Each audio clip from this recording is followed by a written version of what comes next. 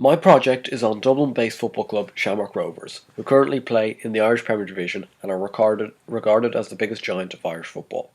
The club was founded in 1901 by a bunch of football fans who wanted to set up a new football club in the Dublin area. In the first 2 years of existence, the club only played exhibition games before being instated into the Irish second tier in 1904. This spell was full of trouble, and Rovers withdrew from the competition in 1906 and returned to exhibition. The club was originated in Ringsend and got the name from the now pictured Shamrock Avenue in Ringsend, where the first ever club changing rooms were constructed. After an 8-year wait, the club returned to playing in the second tier and played their home games at the now abandoned Ringsend Park. But 2 years after getting a lease for the ground, the county council overruled it and Rovers were subsequently banished from the league and returned to non-competitive action. The club was reinstated into the second division in 1921, but was much more prepared for this entrance into the division. In that year they reached the final of the inaugural FAI Cup, where they lost to St James's Gate, who now play in Ireland's third tier, the Leinster Senior League. They also got promoted from the second tier and had a season of top-flight football to look forward to in 1922. Rovers entered the 1922 season as their first ever in the top flight and were considered rank outsiders. Despite all odds against them, Rovers won the title on first attempt and went 21 games unbeaten, scoring an incredible 77 goals in the process. After the conclusion of their fifth season in Ireland's top flight, Rovers had already clinched 3 league titles and 1 FAI Cup. This was followed up by further success in the 1930s, where they gained a further 3 league titles and 5 FAI Cups, producing Irish internationals such as Paddy Moore and Jimmy Dunne in the process. Their new home ground was Glenmalure Park, and crowds of over 30,000 would come to watch Rovers play. By 1949, Shamrock Rovers had established themselves as Ireland's most successful football club. They had amassed 44 major trophies, including 6 league titles, 11 FAI Cups, 7 League of Ireland Shields, 6 Leinster Senior Cups, 2 Dublin City Cups, 4 Intercity Cups and 8 President's Cups. From 1950 to 1970, Rovers continued to be the most successful club, despite having a few barren trophy spells. One of these spells was revolutionised by Paddy Code, pictured here as a Rovers player. His managerial style was based around young players and attractive football, and it was fair to say that his tactical style changed the face of Irish football during his legendary 11-year stay at Rovers, and his team was subsequently nicknamed Code's Colts for the amount of young players he had playing during his time at the club. From 1970 to 1983, not only Rovers but the whole League of Ireland suffered a drastic decline. Rovers' troubles were off the field, as a change in ownership led to severe attendance drops and selling of senior squad members. This culminated to Rovers finishing bottom of the Premier Division in 1975 for the first time ever, and had to apply for admission back into the league because there was no relegation system at the time.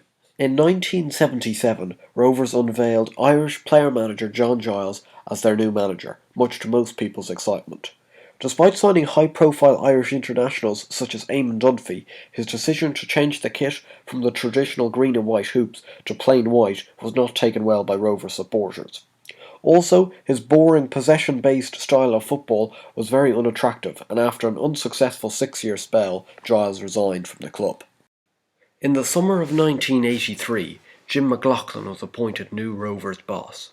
His response was to completely overhaul the squad and set up his Select 11.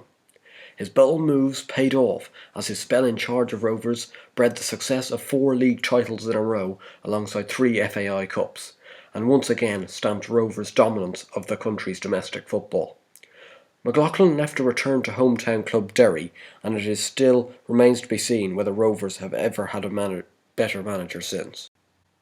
Shortly after their 4th league title in a row, the Kilcoyne owners decided to sell the much-adored Glenmalure Park, leaving the club with no home.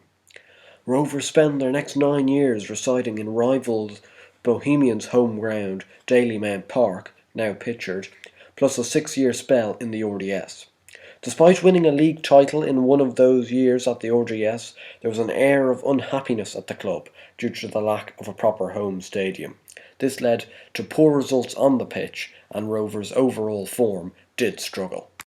In the late 90s, the club changed owners many times as the club wanted to build a new luxury stadium in the Tallaght region, but due to dodgy chairmans and a refusal of planning permission from the county council meant their quest was stopped in its tracks at a very early stage.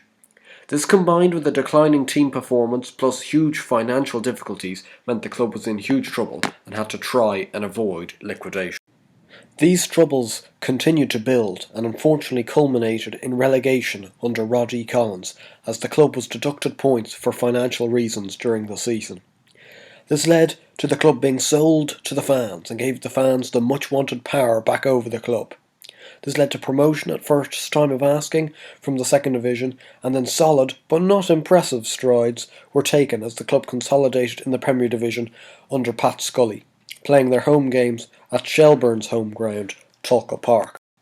In 2009, the club finally moved to Tallaght, which was the first proper home stadium the club had had since Glenmalure Park, where they had left 22 years previous.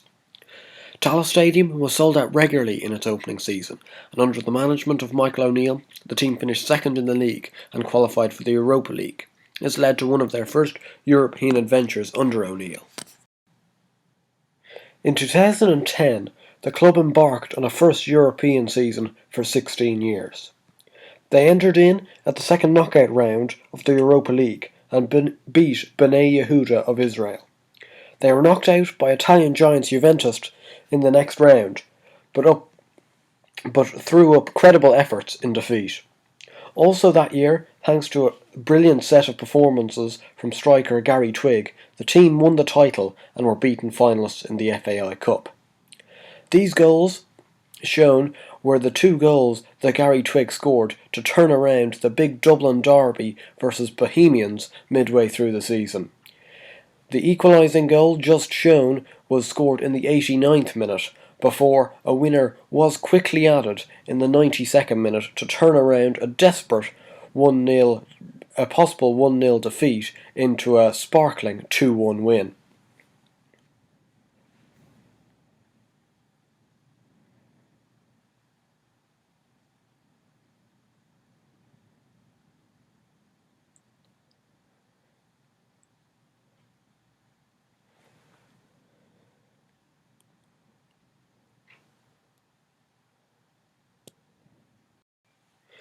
The 2011 season was Rovers' best season ever in the history of the football club.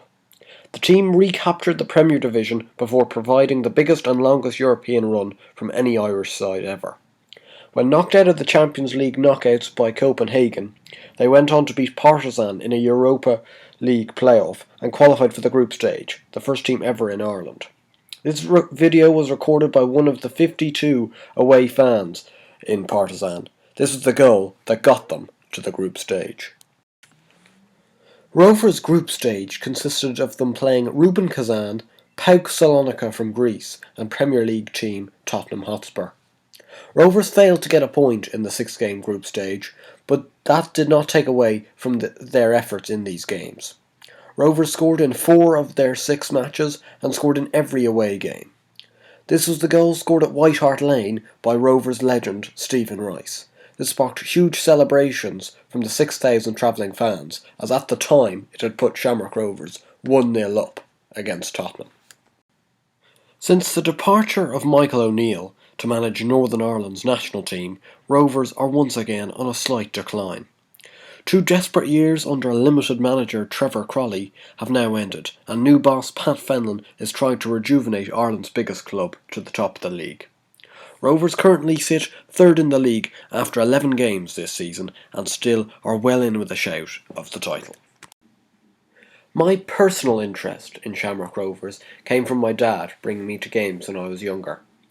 This season marks my 10th as a Rovers season ticket holder, and me and my dad are quickly approaching our 250th Rovers game together. Despite the standard of football not being very good, I feel I've built up a great affiliation with Shamrock Rovers and try to approach every game and every season with optimism. This concludes my project on Shamrock Rovers, and I hope that you have enjoyed it. I certainly hope that you may have learned a bit more about Rovers than you had initially known. Thank you.